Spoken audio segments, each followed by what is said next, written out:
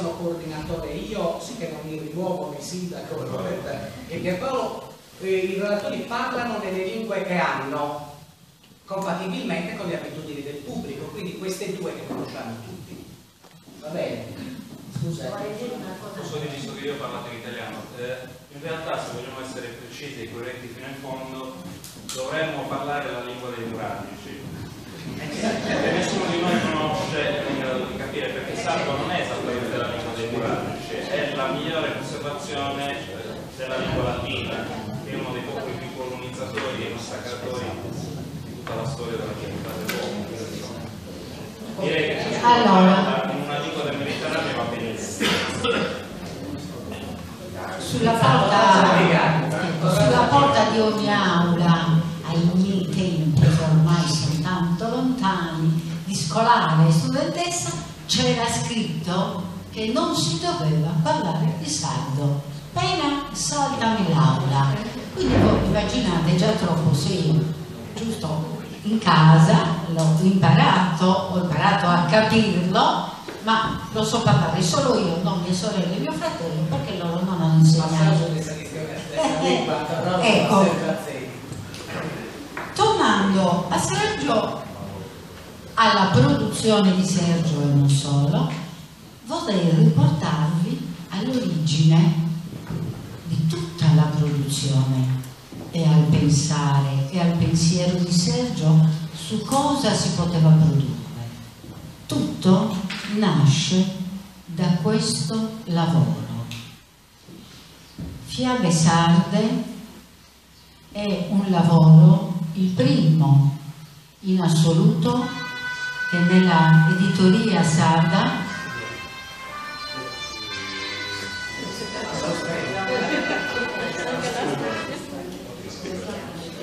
restituisce ai sardi le loro leggende, le loro fiabe, che dormivano impolverate nei cassetti dell'Università di Lettere, raccolte da un glottologo che veniva da fuori, un certo signor Bottiglioni, che aveva fatto il giro dell'isola e aveva raccolto Gino Bottiglioni, non è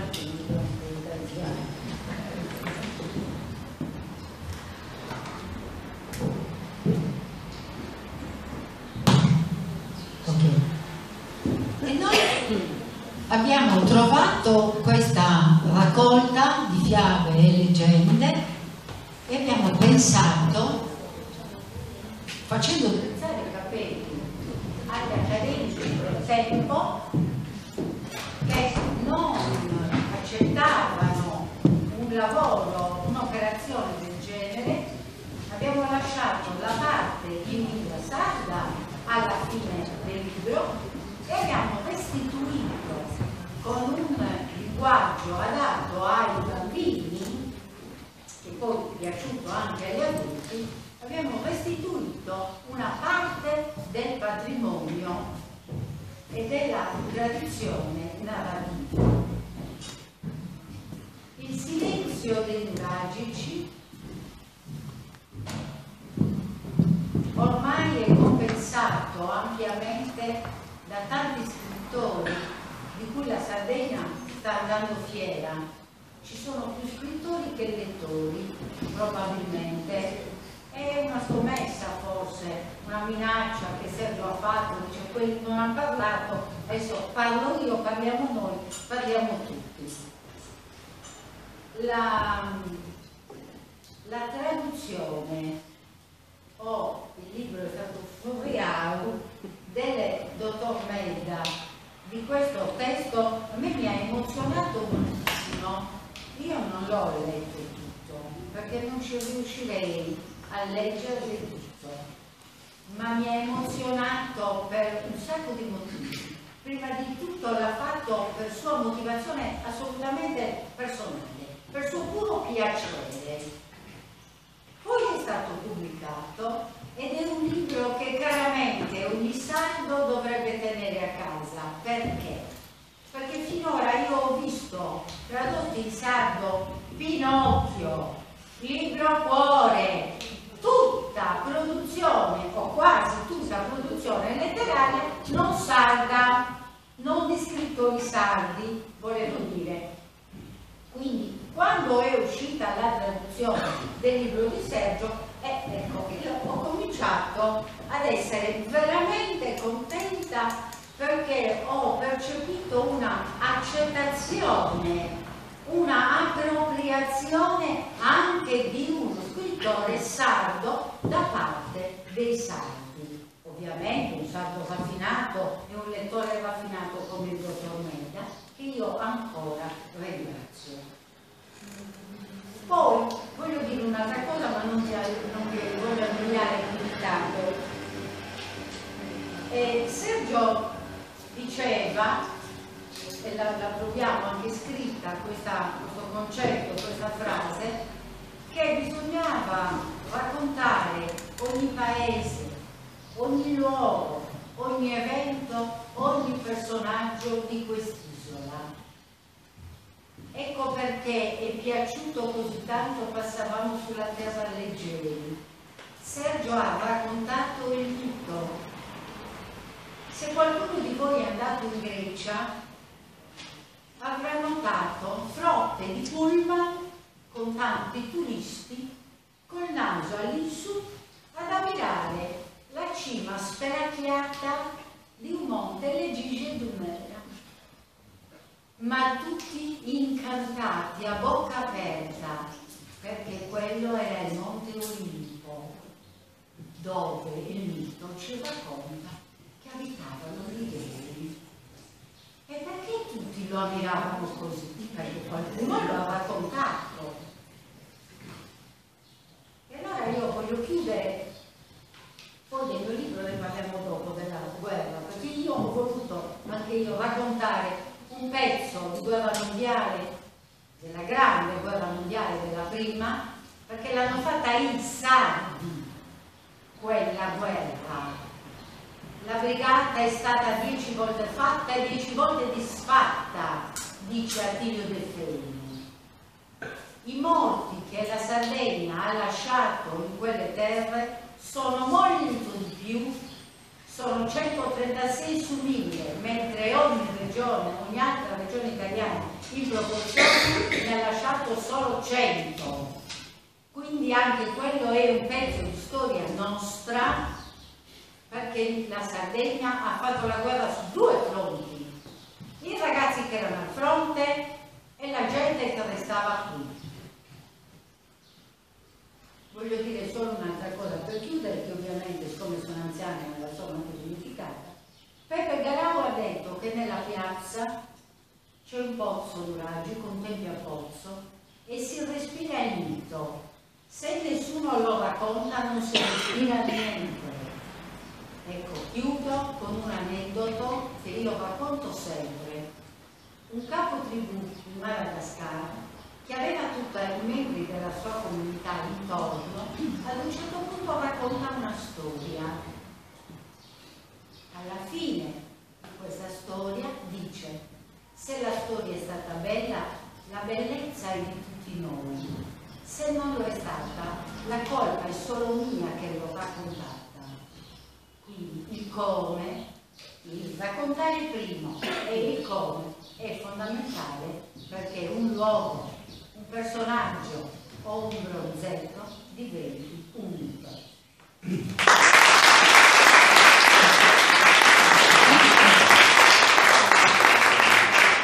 Grazie della Rossana. E noi cosa puoi dare per Paolo Jonas?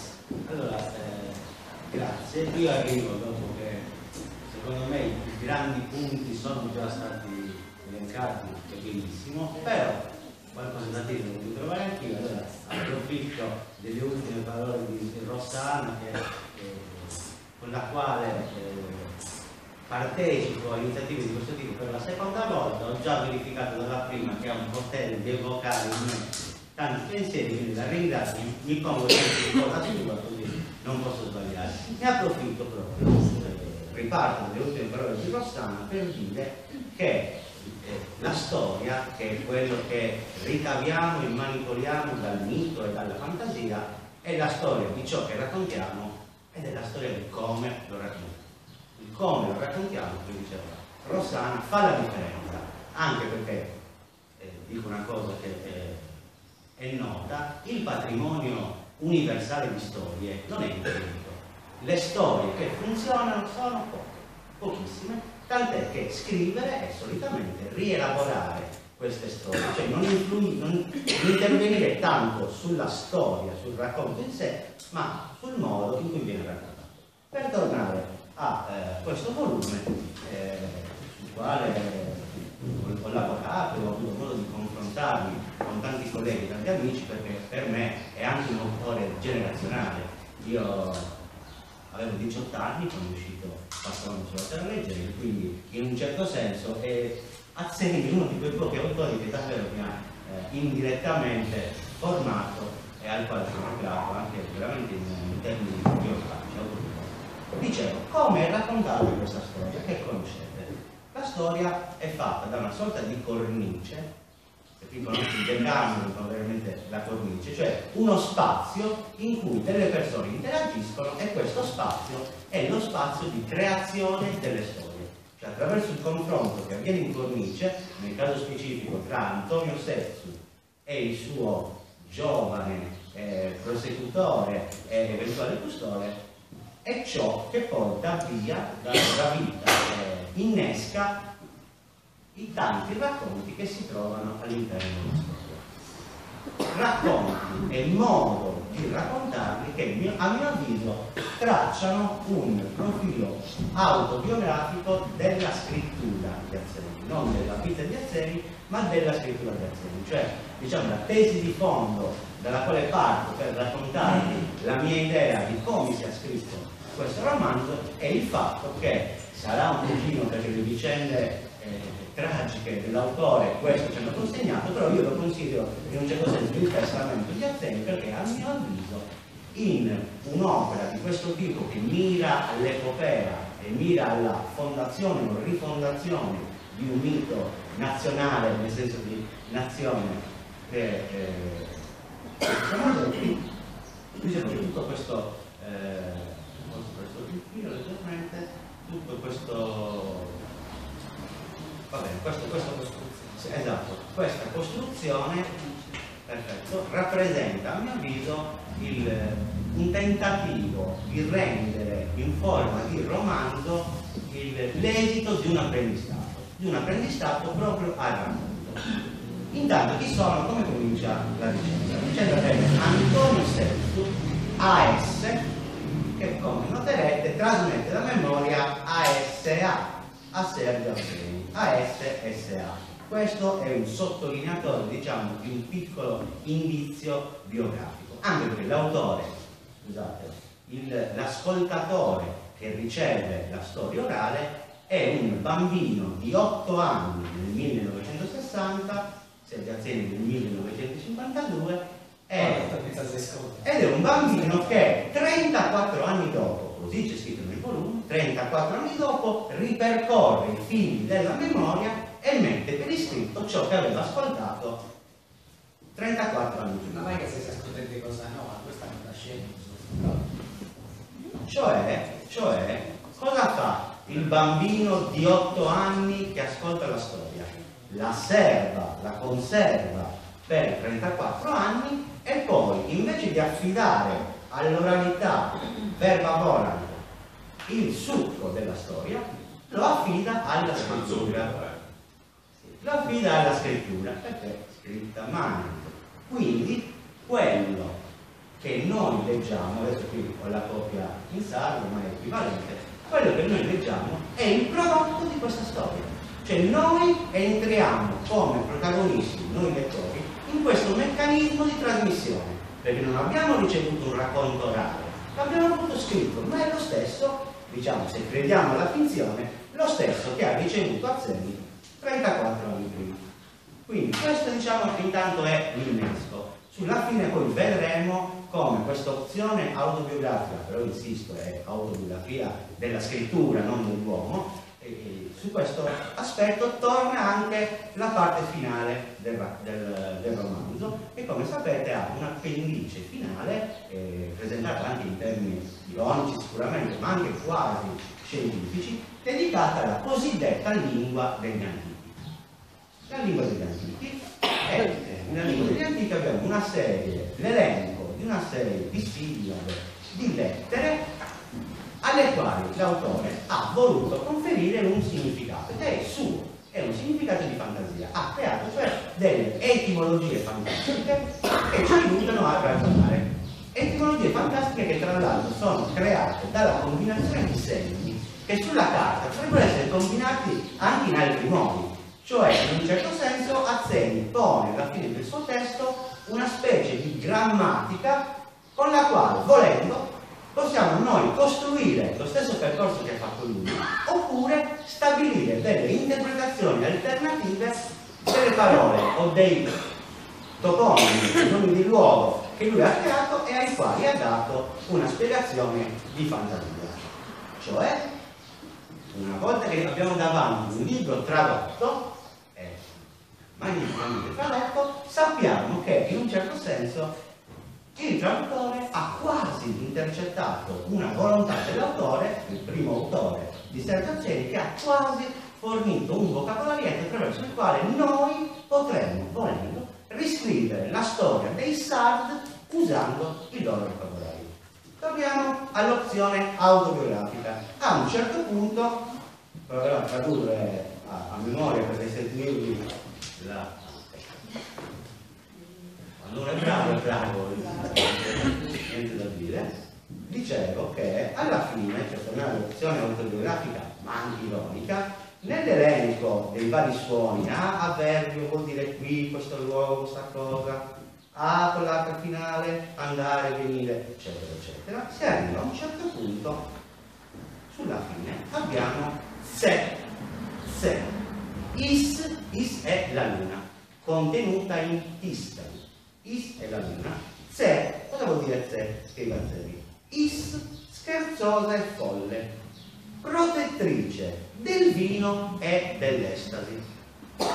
Abbiamo già scoperto dal vocabolarietto che A vuol dire un, scoprire, ritrovare, vedere, guardare, che N vuol dire è un articolo. Il succo del discorso lo scrive Azzeni. Se c'è e la is scherzosa e le altre lettere che vi ho detto vogliono dire qualcos'altro, azze vuol dire ubriaco come una zoppa, poeta ispirato dalla luna, e quindi Azen è il poeta ispirato dalla luna, ubriaco come una zoppa. Diciamo che il parallelo sembra venire fuori, c'è un altro elemento, c'è un altro elemento, custodi del tempo. Intanto per chiarire, giusto per completare, l'ho già detto tutto e quindi mi attacco a questi elementi, però per completare quello che è stato detto, diciamo che il custode del tempo è la quarta figura che pone fine alla serie di figure mitiche per Azzeni, che rifacendosi all'articolo di giornale da lui scritti sono giudici, e qui c'è anche la presenza gigantesca di Santa, giudici, poeti e bambini. Il custode del tempo rappresenta, diciamo, il quarto super sardo, cioè la quarta tipologia di sardo rappresentativo e positivo per Azzeni. Custode del tempo. Azzeni come si chiama? Sergio. Sergio è l'italianizzazione del latino servus, che è il sostantivo del verbo servare, che vuol dire custodire. Quindi è come se Sergio Azzeni avesse nel suo codice genetico gli elementi per essere custode del tempo. Per essere custode del tempo, siccome è stato uno scrittore, sceglie di passare dall'oralità della trasmissione alla trasmissione per iscritto, che viene fatta in una maniera molto particolare. Altri due passaggi giusto per convincervi del fatto che non sto inventando più. C'è una cosa di invenzione, però nello spirito azzeniano. la cosa dell'invenzione e nello spirito anziano. Un altro paio di elementi, quindi passaggio dalla vita scrittura ce lo siamo detti. Quindi noi stiamo raccontando di un libro che mette per iscritto un messaggio che è storico, cioè un racconto di fondazione, chi siamo, identitario e anche appassionato. E anche appassionante. Quindi Azzeni fa da intermediario, traduce in un certo senso l'oralità delle origini e la mette per iscritto. Nel romanzo c'è un episodio centrale del romanzo che in un certo senso ne ripete tutta la struttura, ovvero la vicenda del cosiddetto libro di Jesus. Non so se lo abbiate presente, però nel romanzo l'inizio, diciamo, nel passaggio dall'antichità quasi preistorica, diciamo, fino a tempi storici, è segnato appunto da un passaggio di testimone che è affidato a un libro, a una pergamena. Ripeto la storia in un secondo per ridimostrarvi come sia esattamente il riassunto ridotto della storia complessiva. C'è uno schiavo, un giovanotto, che incontra un vagabondo che gli racconta oralmente la storia di Gesù. Lui cosa fa? Se la impara la lingua del dominatore per riuscire a ritrasmetterla. A un certo punto, mentre è implicato in questi passaggi, arriva un egiziano con un papiro cartaceo che è il libro di Gesù, che gli era stato raccontato oralmente. Allora il ragazzino prende, che ormai è cresciuto, prende il libro, lo ritraduce a sua volta, prima nella lingua dei colonizzatori, poi nella lingua dei sardi, e si preoccupa di iniziare un'alfabetizzazione, cioè una delle pratiche che uniscano, diciamo, imparare a leggere e scrivere a imparare i contenuti di quel libro, che sono contenuti segreti. Perché sono contenuti segreti? Perché la trasmissione del sapere di questo libro è affidata ai custodi del tempo. Quindi i custodi del tempo sono quelli che sanno cosa c'era scritto nel libro. I custodi del tempo iniziano questa serie di passaggi della memoria, orale, conservano il libro che viene richiesto da Roma, pressioni, ma questo libro non si trova. E questo libro non si trova perché è stato pubblicato molto dopo, perché il libro che noi leggiamo è la trascrizione di quel libro di Gesù. Se oralmente ci si trasmetteva il contenuto di quel libro e se Azzeni è quell'ultimo ascoltatore che lo mette per iscritto, ci ha restituito il libro di Gesù. E questo è un altro piccolo aspetto, sto veramente per finire, però siccome, vista la bizzarria delle proposte che sto facendo, ho bisogno di rafforzarla con una serie di elementi. Un'altra cosa, come è scritto questo libro? È un romanzo convenzionale? No. È una favola? No. È, come vi ho detto, formalmente è una cornice che ospita due personaggi la cui interazione dà vita a una serie di racconti. E questi racconti sono tutti uguali? No. Abbiamo il racconto epico, il racconto di fondazione, l'idillio, l'apologo, l'aneddoto, la leggenda, le parti dialogiche, il racconto utopico. Allora, se Azzeni si è posto, diciamo, alla fine di una serie di custodi del tempo per trasmetterci il contenuto di quel libro, il contenuto di quel libro lo esprime in tutte le forme che gli appartengono. Cioè, oltre ad essere un catalogo dei suoi valori ideali, è anche un catalogo di forme di espressione, varie secondo la varietà azzeniana, ma che di nuovo è una specie di testamento. Cioè, io sono capace di fare questo. Le storie si raccontano in questo modo, un'epoca ha una storia privilegiata rispetto alle altre, io faccio la grande epopea della santità e siccome sono scrittore ci metto dentro anche le forme espressive, anche le forme di racconto. finisco però adesso davvero, finisco leggendo un piccolissimo brano di Sergio Azzei. Tra parentesi, mentre vi ho detto che è una moltiplicatrice di suggestioni, mi veniva in mente che io per esempio ho letto su Principello, che è il Piccolo Principe, volto in saga, soprattutto ci sarà anche il film, una grande produzione, però anche il Principello è veramente un piccolo gioiellino nel suo genere. Però anche per dare la parola al nostro dottor Medda, tra parentesi, rispettoso di questa. Allora, se questo libro, se mi credete, e pensate che questo libro è un libro in cui uno scrittore riflette anche sull'arte dello scrivere, uno scrittore che riflette sull'arte dello scrivere dà al suo romanzo testamento un titolo che è in perfetto endecasillabo. Passavamo sulla terra leggeri è un endecasillabo, che è il verso, diciamo, principe della letteratura.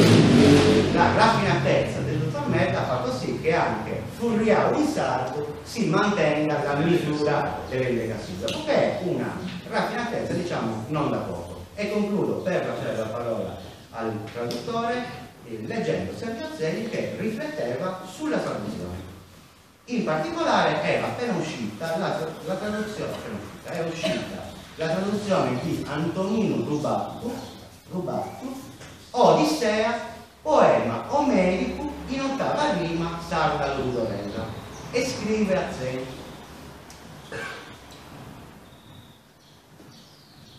mi auguro che questo Odissea di Rubattu possa diventare lettura abituale degli intellettuali pastori e contadini della nostra isola e trasformarsi in citazioni, sempre l'idea che si continui, cioè che di nuovo l'idea che si trasmette e si continua, che possa diventare lettura abituale, trasformarsi in citazioni, racconti, lettura, entrando a far parte integralmente del patrimonio orale e collettivo che proprio in quest'opera tenta di darsi voce scritta e stabile per uscire dal silenzio, si diceva, e dalla subalternità.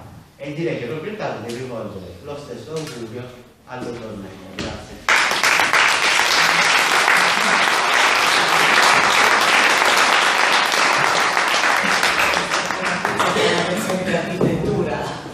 Il bello è che aggiunto c'è Sergio Frava a sala, che ospiterà una mostra a Sergio per di questi mesi a Santa Anastasia, quindi a proposito di me ne approfittiamo, magari li facciamo incontrare. Questa è una lezione di architettura. Poi però prima di passare su quello al dottor Medda, io uso a fare a domandare a Daniele Tatti deligi Savatti in lingua dei smerisi e Savatti in lingua nostra. Cosa è da solo a scetti sardi. Sì, anda bene, si può posare su bene. Sì. Leggiamo solo in sardo.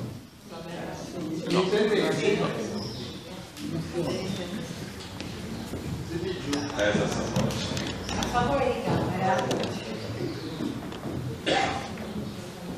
Quindi i giovani che poetano sono il libro di Sergio Azzei, pubblicato in Sabre Iso Vispus e il Mercenarius, o Consiglio dei Publicum Camarocus, hanno deciso di investire l'isola appressando i monti sparci a sopra il cipronico. Con di bocai del mese vita parava chiamparà de pausa sa cittari a murare. Certi l'uso applicativo, sa seguire, gli avuto è simili, Publium Apperutus, sa chia, su capo, era deciso del 70 anni carari in cardinali dei governatori. O Obispo nel 2011 fianta benioso ai Nanchisi pensa a stimolo ai spatti dell'aula. Sa giudichissa di sprazzinare un giro a Carali, Bugoins e Galittas. Quando era scelto la direzione vigara dei Romanus, era comandato dell'assai Vildas ai spattisi del sollecitore e a saggenti desincistesiai in montisi di mito. Bonus poi esattamente in su coro desisola. Era scioverato 70 parentesi e dosiete sprazzinausi su monti, badis e cucuru, portai a castiu su nimico e torai a referto. Un 318 su valenti che alla sala a valenti possa creare. Più bene a conoscenza, detta succedia in sterras desimpero attraversadas desimperialis. I scrausi e i medici, avarrausi, mangiare sa terra e studiare sa azienda, piantastettus, declarausi, bravos, macarrons, sdorobausi e appicausi. S'esercito via veniva in antisi, a traballo omori, stutus e furas. Attraversadas il lacanas imperialis, noi adagatau usa nisciunus. I mercenari si spassianta a slenduri domus e vidas altas, nottentas dei conti a conto e a cagare a sua e esarvonias. D'ogni notte, caduncuno des imperiali sparissia. L'ompius a un uomo, deserto abbandonato, gli imperiali iniziano a mandare bugonesi con cadamuntà e anta scippiu, gavinzas e vidas e fuscas, vianta stettas abbandonadas. S'agenti ad agattare recovero in Corsica. S'adorrada a calare dell'esercito imperiale, che era stetti a uso impressia, s'asparessi da tendoni al momento dei uomini, faria s'azzicca e sovispo e i mercenari su, e antagattò in scamminare Origas e Villonza, un calas e anta principiava a questionare dei strumenti bravos infertus ai presoneris. Vista sapente il rischio, isovispus e saghia su capo, e anta decidio de Simone di accordo con i bravos. Il bravo, sovispo un giovane Antioco, accompagnato dei 100 uomini, a quadro grazie armas, si via la parola a Sena di Arbarè e di ragattare la retta. Questo loro è cosa del simperi, era il sovispo. Sarà un di voi si spesi, di autogrossa ricchezza, è cosa della gente nostra, del meda primo del nascirone, e all'essere del noso, quindi saccando Roma, alla essere morta. Roma è morta, gli andava Antioco. Confina da Roma nuova, alla morte di Cristiana sei tu, Cristiana sei, del più ogni mente a sovispo, di lui e tu. Tu non sei sovispo per me. Bosato non teneisi sovispo, gli andava Antioco. E non teneisi la città di cui Carusto è scelto a vita, finza da si a murare. Non teneisi ebrei o principi, apparteneisi all'imperatori. Sei bravo in terra dell'imperatori. I terras dell'impero, in quest'isola, bravo lei, in commento d'attesa di questa città dei monti, pauri faccia tramontare e splanura attas, un di cosa nostra, prima del nascita del supremo imperatori, e anche se cosante del nostro, prince, saccando il supremo imperatori, interesse mai. Si vede un malumeri del dono, tema poi d'ucciso. Era successo, era successo se 22 quando lui è morto, gli ha preguntato tutti loro. Antantenni il giudice, figlio tu, nossi, e chi? A pomostrare sul consiglio dei maiorisi un nome. Su dei 50 da te scioperai, poiché sia sul nome dei suoi giudici. Se lui declara di convertere sul cristianesimo,